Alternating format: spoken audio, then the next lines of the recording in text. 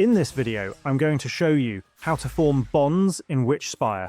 Before you can start collecting familiars, it's important to understand which creatures in Witchspire are actually capable of being bonded with. A simple way to identify them is by watching what happens when they're defeated. If a creature releases a spirit that rises into the air upon death, that creature can potentially become a familiar. Enemies that don't produce this spirit effect, such as froblins, are considered regular hostile creatures and cannot be bonded with. As you continue defeating eligible creatures, there's a chance that a lingering spirit will remain behind after one is defeated. When this happens, approach the spirit and interact with it to form a bond, turning it into your familiar. If you'd like to improve your chances of encountering these lingering spirits, take a look at the Spirit Charmer skill in the Luminary's skill tree.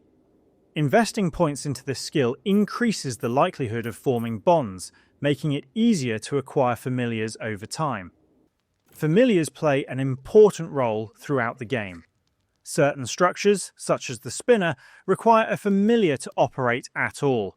Other crafting stations, including the workbench, can benefit from having familiars assigned to them, as they help increase processing and crafting speeds.